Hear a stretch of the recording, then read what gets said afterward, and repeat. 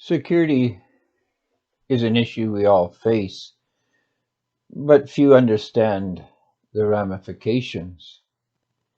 If you have security concerns, then you're exposed to social division.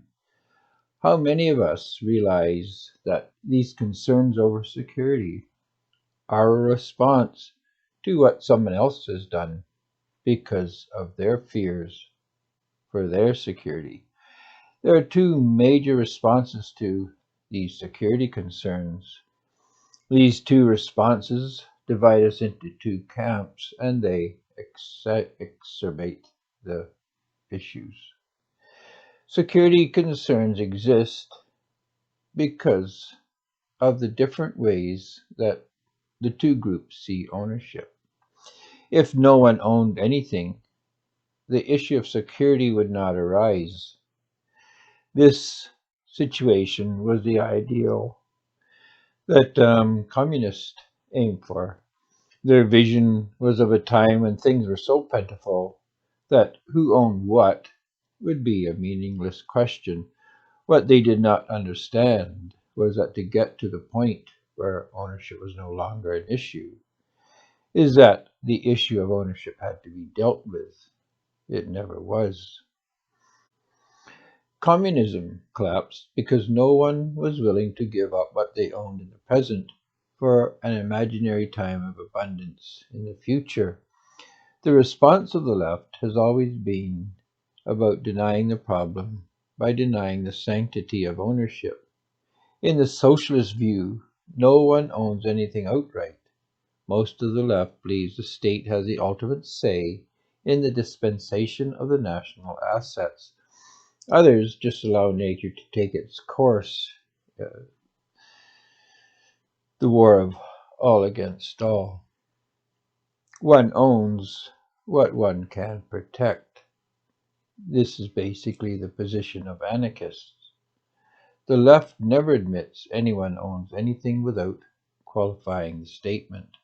If our ownership of things is fictitious, the defense of it, of what we own, is misguided.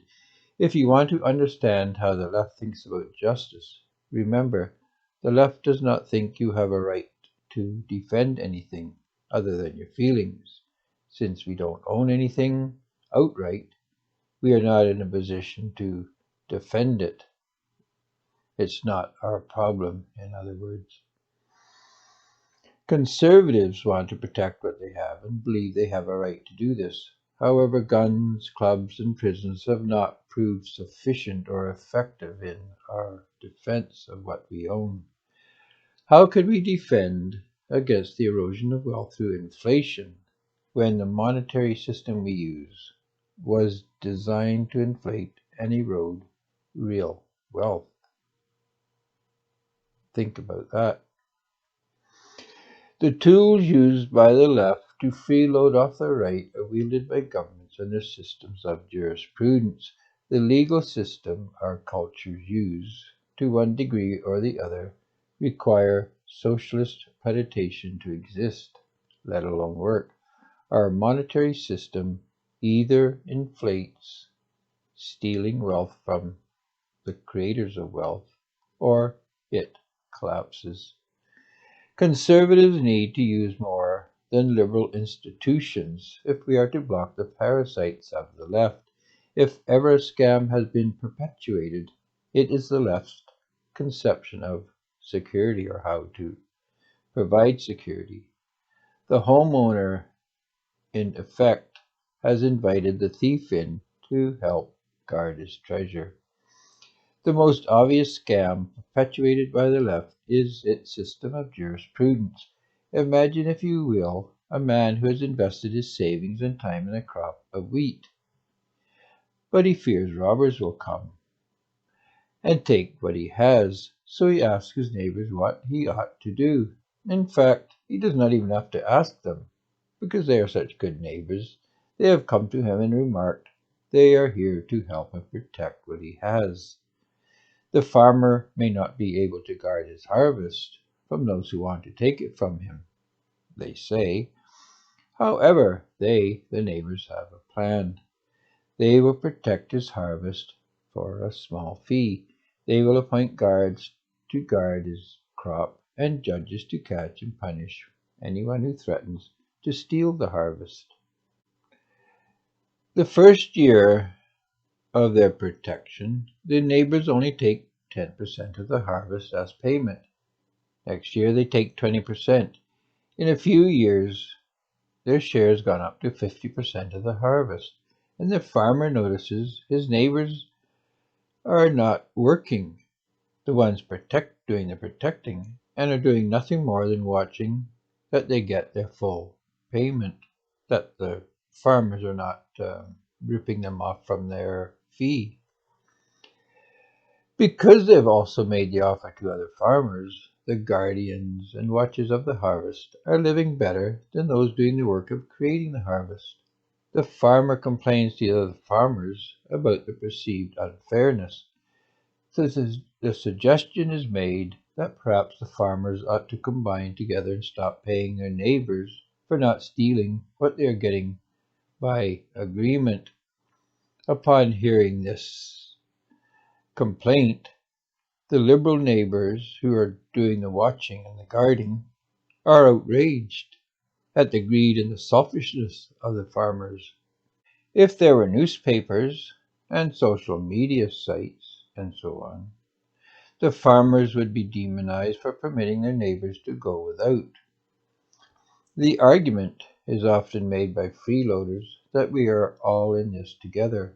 How are we all in this sharing, but not the planting and reaping? That we are all on the same boat does not justify some passengers sitting idle while the rest bail and row. The argument is also made that no one ought to go hungry or without the necessities of life in a land of such plenty. The work of Paul, however, does not serve to justify Peter robbing Paul to pay John. If Peter wishes to gift John, that is one thing. If Peter wants to pay Paul to gift John, that is an entirely different thing. Authorship equals ownership is the foundation of ethics, and interestingly, of security. If ownership was eliminated, the issue of security would be eliminated, and all ethical questions would be invalidated.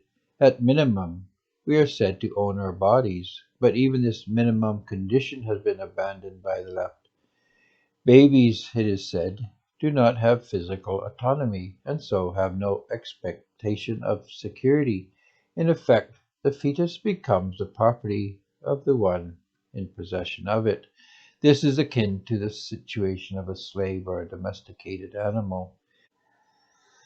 Once we have given sovereignty to the creature, rights follow.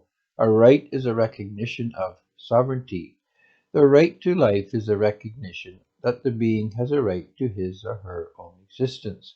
This becomes extended to cover the right to those things needed for life and the right to be protected from those things that threaten life. If the being has no autonomy, ethical issues do not have relevance. How can it be immoral to murder if there is no expectation of bodily autonomy or bodily sovereignty?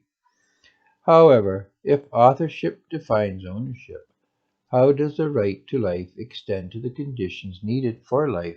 In the case of a fetus, for example, the life is not created, as the life of the fetus is not under the volitional control of the parents. To uncreate the fetus requires an act of violence. This demonstrates the fetus is not a creation of parents. Has the fetus the expectation of security, considering its dependency on parents? The parents did not create the life of the fetus, but must the mother maintain its life? In one sense, no. If the child dies, that is as much as a fortuitous act as was the conception. However, not being required to ensure the child lives is not the same as being free to make it impossible for the child to live. A lot of weight has been given to the baby's dependency on its mother. The level of dependency does not change much after birth, if at all. Dependency is hopefully not a factor that determines our position on a person's right to life. The sick, elderly, infirm, and those getting an operation are dependent on other persons for their survival. It is not difficult to understand. No one ought be required to pay the costs of others. This does not hold for dependence. This right of autonomy does not exist with a condition of dependency. Dependency obligates one to the survival of the dependent, that is, if one is the caretaker of the life. The doctor does not get to allow the patient to die because the patient is dependent on the doctor. It is the achievement of maturity that ends the obligations we have to a dependent. If another being cannot sign you up to be its caretaker, the caretaker cannot unilaterally and spontaneously absolve him or herself of his or her obligations to a dependent. It is not the dependent's choice that one is or has become the caretaker. A husband cannot decide without consideration for the impact his decision has that he has no future obligation to his family. A mother cannot assert she is no longer a caretaker of her children, born or unborn. One cannot make someone a caretaker, but the caretaker cannot unilaterally absolve him or herself of his or her obligations to a dependent. This can be extended to the world and to the things in it. We are obligated to care for what is under our care, for what we have taken possession of. We cannot unilaterally absolve ourselves of an obligation once we have taken it up. Generally speaking, it is accepted that the natural world operates as a causal system. Natural systems function according to natural law.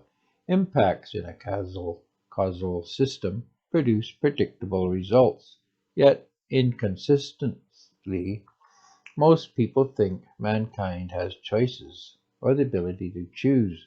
Our thinking is deemed to be unconnected to any prior event, despite everything else being a direct result of prior events. Our power to think and act is said to be absolute, meaning disconnected to preceding events, other than those we have chosen to respond to or consider. The billiard ball has to respond to all of the physical forces impinging upon it. We react to things in the environment we believe have the most significance, yet our choices are constrained by logic. That is, theoretically, we pick what we choose to respond to, but we choose what will impact us. We pick the words that hurt us and the words that bring us joy. We select them. If we choose A, however, logically speaking, we cannot have B if A and B are mutually exclusive options. Choices adhere to the rules of logic. If X implies Y, then if X also Y. There are no discrete events. No event has zero impact. No present event is unconnected to the future. Every action we take changes the future in some way. When we make a choice, it remains connected to all that was done in the past, and it will have an impact on everything done in the future. Choice impacts our security. Choices that are bad reduce security, and good choices improve it. The loss of value through poor choices increases our risks and reduces our options. just as wise choices increase wealth and reduces our exposure to risks and threats of loss. Market forces require we be accountable for the costs we create and the choices we make. Markets secure us from random and unjustified costs. However, there's still exposure to risk in a conventional market, even though we call it free. The markets we have are not free markets, they're private markets. If costs are hidden or externalized, actions are not based on information. Progress requires first and foremost solid and reliable comparative information about costs. Markets must be digital and secure if markets are to work as they ought, that is, to give us security. The right needs to focus on securing its markets. A free market is first and foremost a secure market. If our markets are open, if our societies are open, if we have open societies, they will be corrupted and exploited in pursuit of a liberal social agenda. The right must focus on creating secure markets. Without that, we will always be subject to threats and risk, and we will not have the security we need and have a right to.